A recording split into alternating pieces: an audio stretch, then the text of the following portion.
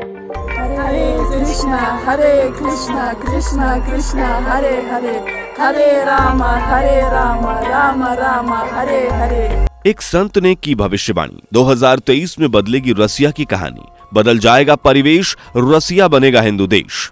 दोस्तों, क्या रशिया यानी कि रूस हिंदू राष्ट्र बनने वाला है? और क्यों हजारों वर्ष पहले रशिया के लोग सनातन धर्म को क्या मानते थे? इन सवालों के जवाब जानने से पहले आपको बता दें कि फिलहाल में रूस जैसे देश में जहां के लोग सिर्फ ईसाई धर्म पर विश्वास रखते हैं, वहां पर सनातन कल्चर की एक नई पहल देखने को मिल रही है। रसियन लोगों का सनातन की ओर लगाव तेजी से बढ़ रहा है। ये लोग कहीं पर हिंदुओं के जैसे आरती करते नजर आ रहे हैं, तो कहीं पर हरे कृष्णा हरे रामा के नारे लगा रहे हैं। ऐसा माना जा रहा है कि एक बार फिर से रूस हिंदू राष्ट्र की ओर अग्रसर हो रहा है। आपको बता दें कि एक संत ने भविष्यवाणी की थी कि 2029 में रशिया एक बार फिर से हिंदू राष्ट्र बनेगा। लेकिन इससे पहले आपको बता दें कि हजारों वर्ष पहले रूस में भी सिर्फ हिंदू रहा करते थे और इसके कुछ जिंदा सबूत भी मिले हैं। लेकिन दोस्तों, आखिर ऐसा क्या हुआ जिससे यहाँ के लोग ईसाई और इस्लाम जैसे धर्म को मानने लगे? दोस्तों, बताएंगे आपको आज के इस वीडियो में, और साथ ही बात करेंगे हिस्ट्री ऑफ रशिया यानी कि रूस के इतिहास के बारे में। इसके अलावा बात करेंगे उस भविष्यवाणी की जिसमें रूस के हिंदू राष्ट्र बनने का जिक्र किया गया। तो बने रहिए इस वीडियो के अंत तक, जहां हम आपको बताएंगे इन सभी चीजों के बारे में, और कमेंट में हर हर महादेव लिखना मत भूलिएगा।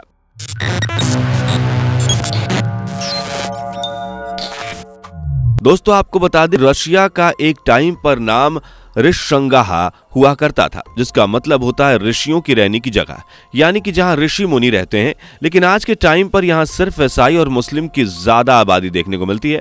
लेकिन दोस्तों, क्या आप यह जानते हैं कि आज जिस रूस में ईसाई धर्म का पालन होता है, वहां एक समय हिंदू धर्म का ही बोलबाला था। रूस में 1000 साल पुराना इतिहास कहता है कि रूस में हिंदू धर्म का ही बोलबाला था, और उससे भी पहले यहां संगठित रूप से वैदिक पद्धति के आधार पर ओनली हिंदू धर्म का ही प्रचलन था।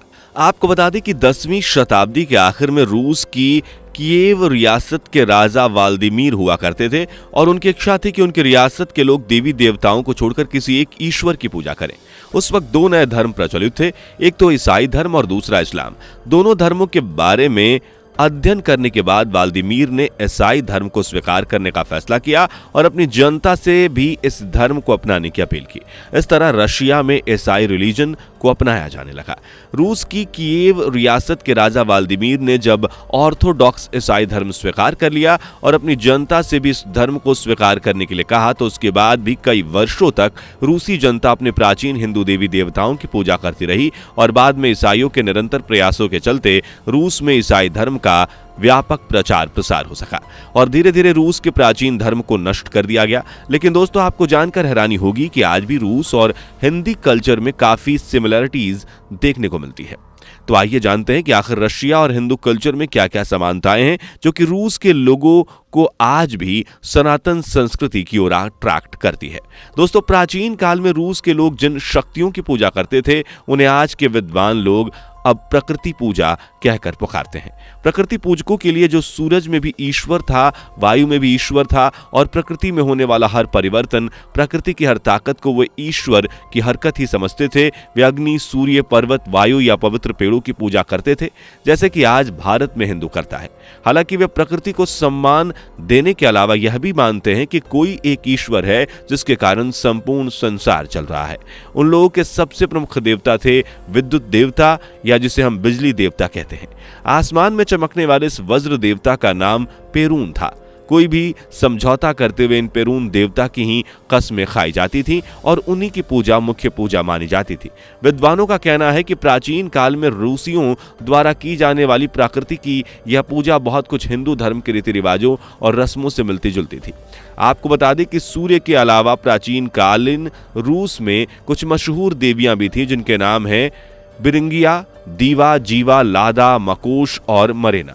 प्राचीन कालीन रूस की यह मरेना नाम की देवी जाड़ों की देवी थी और उसे मौत की देवी माना जाता था। इस तरह रूस और हिंदू कल्चर में काफी समानताएं देखने को मिलती हैं। दोस्तों, रूस में आज भी पुरातत्ववेताओं को कभी कभी खुदाई करते हुए प्राचीन रूसी देवी देवताओं की लकड़ी या पत्थर की बनी मूर्तियां मिल जाती हैं।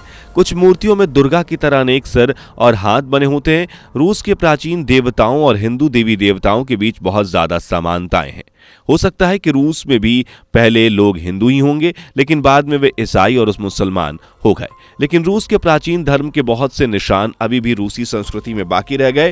रूस के विद्वान अक्सर इस बारे में लिखते हैं और इस ओर इशारा करते हैं कि रूस का पुराना धर्म और हिंदू धर्म करीब करीब एक जैसे हैं। आपकी जानकारी के लिए बता दें कि कुछ वर्ष पहले ही रूस में वोल्गा प्रांत के स्ताराया मयाना गांव में भगवान विष्णु की मूर्ति मिली थी, जिसे 7 से 10वीं ईस्वी का बताया जा रहा था। यह गांव 1700 साल पहले एक प्राचीन और विशाल शहर हुआ करता था।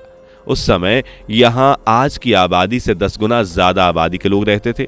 माना जाता है कि रूस में वाइकिंग या स्लाव लोगों के आने से पहले शायद वहां भारतीय लोग होंगे या उन पर भारतीयों ने राज किया होगा। बता दें कि मौजूदा रूस की जगह पहले ग्रैंड डची ऑफ मॉस्को का गठन हुआ था। आमतौर पर माना जाता है कि ईसाई धर्म करीब 1000 वर्ष पहले रूस के मौजूदा इलाके में फैला हुआ था। दोस्तों, इस वक्त 500 वर्ष पूर्व उड़ीसा में जगन्नाथ के संत अच्युत्यानंद महाराज की लिखी पुस्तक भविष्य मालिका की भविष्यवाणियां वायरल हो रही हैं। उड़ीसा में अच्युत्यानंद जी को दिव्य शक्तियों से संपन्न बहुत बड़ा योगी और संत माना जाता है। उन्होंने ये भविष्यवाणियां ताड़ के पत्रों पर लिखी थी और उन्हीं में से एक भविष्यवाणी रसिया के लिए लिखी गई थी, जिसमें रूस के हिंदू राष्ट्र बनने का जिक्र किया गया था। आइए जानते हैं अच्युत्यानंद की उस भविष्यवाणी के बारे में कि आखिर उसमें क्या कहा गया था। भविष्यवाणी में लिखा गया है कि यूरोप की लगभग आधी आबादी नष्ट हो जाएगी, कुछ समय के बाद अमेरिका पानी में डूब जाएगा, अंत में रूस सफलता प्राप्त करेगा, विजयी रूस को आगामी अवतार वश में कर लेगा, लोग कीट पतंगों की तरह मरेंगे और विश्व की जनसंख्या 64 करोड़ ही रह जाएगी, चीन तबाह हो जाएगा, रूस हिंदू राष्ट्र बन जाएगा। दोस्तों, आपका इस भविष्यवाणी के बारे में क्या मानना है, कमेंट में जरूर बताएं और उम्मीद करते हैं कि आपको वीडियो की जानकारी पसंद आई होगी। इसलिए वीडियो को लाइक शेयर जरूर कीजिएगा और अगर ऐसी ही कमाल की वीडियोस देखना चाहते हैं तो हमारे चैनल को अभी के अभी सब्सक्राइब करें।